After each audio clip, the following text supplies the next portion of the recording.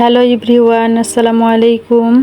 আশা করছি আপনারা সবাই অনেক ভালো আছেন। আলহামদুলিল্লাহ আমিও ভালো আছি। আর তাই তো চলে এসেছি আবারও নতুন একটা দিনের সাথে নতুন একটা ভিডিও নিয়ে। আজকের ভিডিওটা আমি শুরু করেছি সকাল থেকে। আর সকাল থেকেই আমি কিন্তু ক্যামেরাটা অন করেছি আর বাহিরের প্রকৃতির সাথে কিছুটা সময় নিজেকে দিয়েছিলাম। আর দেখেন কি সুন্দর মৃদু বাতাস বইছে আর মেঘলা আকাশ। আমার কাছে কিন্তু এই বাতাসটা খুবই ভালো লাগতেছে উপভোগ করতে। তো সেই কারণে কিন্তু নিজেকে একটু সময় দিলাম আর একটু ক্যামেরা বন্দি করলাম আপনাদের সাথে শেয়ার করার জন্য। গাছের পাতাগুলো কত সুন্দর করে বাতাস দিচ্ছে আমাদেরকে। তো সেই মুহূর্তটা কিন্তু আমি একটু ফিল করলাম। তারপরে কিন্তু আমি সংসারের টুকিটাকি কিছু কাজ করে রান্নাঘরে চলে এসেছি, যেহেতু আমি সকাল সকাল রান্নাটা করে নিই। তো সেই জন্য কিন্তু আমি রান্নাঘরে চলে এসেছি আর এই দিক দিয়ে কিন্তু আমি ভাত বসিয়ে দিয়েছি। আর আজকে আমি রান্না করব বরবটি আর রান্না করব আলুর ডাল, ডিম দিয়ে রান্না করব। ভাতটা বসিয়ে দিয়ে এদিকে আমি বরবটিটা কেটে নিচ্ছি। আর কিছু আলু আর ডিম আমি কিন্তু রাইস কুকারের মধ্যে সেদ্ধ করতে দিয়ে এসেছি। এদিকে ভাত হয়ে যাবে আর ওদিকে কিন্তু আলুটা ডিমটা সেদ্ধ হয়ে যাবে। আর এখন আমি বসে না থেকে বরবটিগুলো কেটে নিচ্ছি একে একে। তো আমরা গ্রামের মানুষ, আমাদের চলাফেরা, আমাদের জীবনযাপন সব কিছুই কিন্তু আলাদা। খুবই সাধারণ, খুবই সাদামাটা আমাদের জীবন। আমরা কিন্তু খুবই সাধারণভাবে চলাফেরা করি, আমাদের সব কিছুই কিন্তু সাধারণ, তাই না?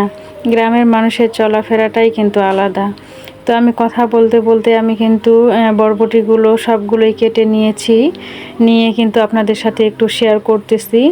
আর তারপরে কিন্তু আমি রুম থেকে রাইস কুকারে যে ডিম আর আলু সেদ্ধ করতে দিয়েছিলাম সেগুলো কিন্তু নিয়ে এসেছি। এসে আমি কিন্তু ভালোভাবে ধুয়ে নিয়ে ঠান্ডা পানিতে এখন রেখে আমি কিন্তু আলুগুলো ছিলে নিচ্ছি।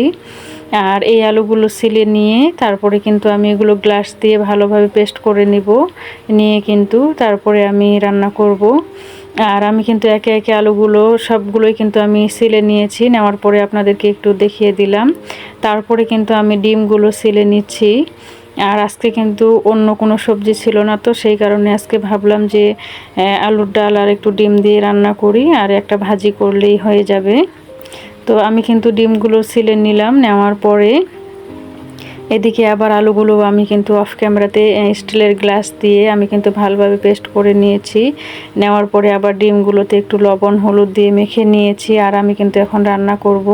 তারপরে কিন্তু আমি অফ ক্যামেরাতে ডিমগুলো ভেজে নিয়েছিলাম, নেওয়ার পরে আমি কিন্তু আলুর ডালটা বসিয়ে দিয়েছি সেই কড়াইতেই আর কি। তো আমরা কিন্তু এইভাবে আলুর ডাল আর গোটা গোটা ডিম দিয়ে খেতে অনেক বেশি পছন্দ করি, ভালো লাগে আমার কাছে। তো আমি কিন্তু একটু একটু করে শেয়ার করেছিলাম, অল্প অল্প করে। আর আমি ভাজিটা কিন্তু পরে বসিয়ে দিব, সেই জন্য আমি কিন্তু ডালটাই আগে রান্না করতেছি। তো ভাজিটা যেহেতু বসা চুলাতে দিলেও কিন্তু হয়ে যায়।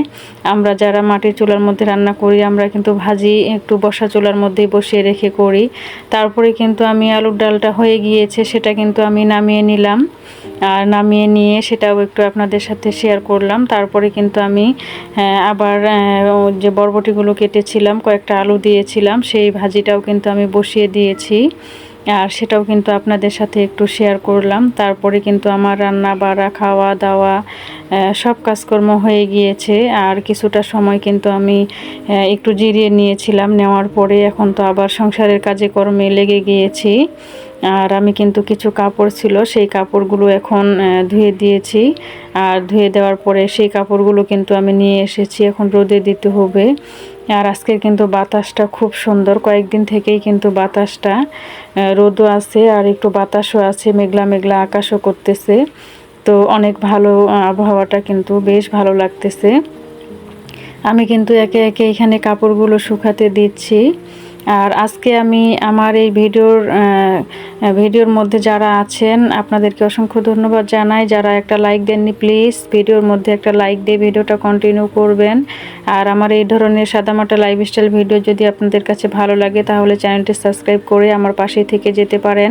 পাশে থাকা bell button all option on করে রাখতে পারেন, তাহলে যখনই ভিডিও আপলোড করব তখনই আপনাদের কাছে নোটিফিকেশন পৌঁছে যাবে। আপনারা আপনাদের সময় এবং সুযোগ অনুসারে দেখে নিতে পারবেন। তো আজকের ভিডিওতে আমি শেয়ার করব মধ্যবিত্ত পরিবারে ভালো থাকার মূল মন্ত্র বা মধ্যবিত্ত সংসারে ভালো থাকার মূল মন্ত্র। মধ্যবিত্ত পরিবারের জীবন মানেই শুধু টাকার হিসাব নয়, এটি একটি ভালোবাসা, দায়িত্ব, ত্যাগ এবং স্বপ্নের এক সুন্দর সমন্বয়। অনেক সময় অর্থের সীমাবদ্ধতা থাকে, কিন্তু সুখের সীমাবদ্ধতা কখনোই থাকে না। মধ্যবিত্ত সংসারে ভালো থাকার ছয়টি টিপস আমি এই ভিডিওর মধ্যে শেয়ার করছি। আশা করছি আপনাদের কাছেও ভালো লাগবে। আমার 1 নাম্বার টিপস হচ্ছে আয়ের মধ্যে ব্যয় করা। যতটুকু আয় ততটুকুর মধ্যে জীবনকে সুন্দরভাবে সাজানোর চেষ্টা করতে হবে আমাদের।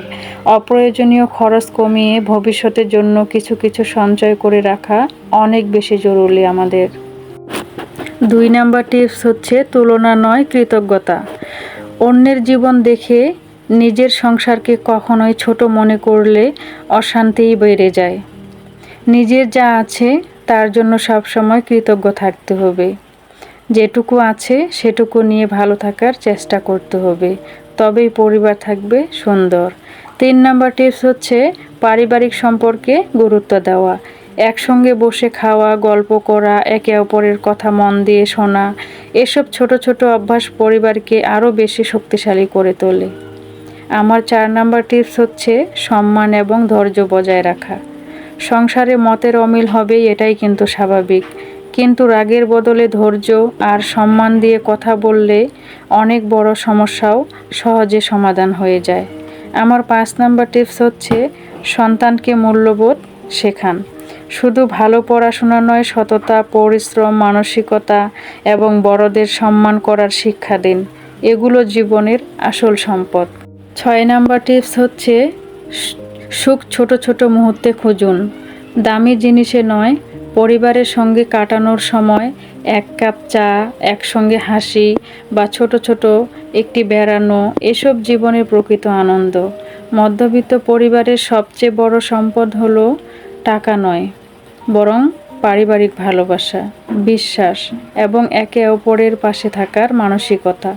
অর্থ কম থাকলেও যদি পরিবারে শান্তি, সম্মান এবং ভালোবাসা থাকে, তাহলে সেই সংসারই সবথেকে সুখের সংসার হয়ে ওঠে। সুখ বড় বাড়িতে নয়, সুখ থাকে ভালোবাসায় ভরা ছোট্ট একটি সংসারে। মধ্যবিত্ত সংসারে ভালো থাকার জন্য আমাদের অনেক ছোট ছোট বিষয়গুলোকে নিজের মধ্যে রেখে দিতে হয়। অনেক চাওয়া পাওয়াগুলোকে আমাদের নিজের কাছে রেখে পরিবারের সবাইকে ভালো রাখতে হয়। এটাই হচ্ছে মধ্যবিত্ত পরিবারের সদস্যদের একটা অনেক বড় ধৈর্য আর অনেক বড় ত্যাগ। আমি কিন্তু আপনাদের সাথে কথা বলতে বলতে কাপড়গুলো ভালোভাবে রোদের মধ্যে শুকাতে দিলাম। দেওয়ার পরে তারপরে কিন্তু আমি চলে এসেছি রুমের মধ্যে। আর অফ ক্যামেরাতে কিন্তু পুরো ঘর আমি ভালোভাবে গুছিয়ে নিচ্ছি। শুধুমাত্র বিছানাটা এখন একটু গুছাচ্ছি, সেটাই কিন্তু আপনাদের সাথে শেয়ার করলাম। আর আমি জানি না আমার কথাগুলো আমার কেমন লাগতেছে আপনাদের কাছে, বা ভালো বা খারাপ, সেটাও আপনারা অবশ্যই জানাতে পারেন আমার কমেন্ট বক্সে। যদি কোনো ভুল ত্রুটি হয়ে থাকে অবশ্যই আমাকে ক্ষমা দৃষ্টিতে দেখবেন। আর যদি এই ধরনের লাইফস্টাইল ভিডিও ভালো লাগে তাহলে চ্যানেলটি সাবস্ক্রাইব করে আমার পাশেই থেকে যেতে পারেন। সামনের দিকে এগিয়ে যাওয়ার জন্য একটু অনুপ্রেরণা দিতে পারেন।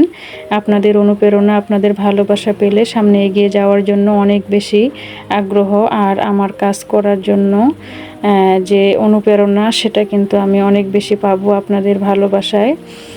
আর আমার এই ভিডিওটা থেকে আজকের মতো বিদায় নিব। সবাই ভালো থাকবেন, সুস্থ থাকবেন, আমার জন্য দোয়া করবেন, আপনাদের জন্য দোয়া করি। ইনশাআল্লাহ চলে আসবো অন্য একটা ভিডিওতে। ভালো থাকবেন। আল্লাহ হাফেজ।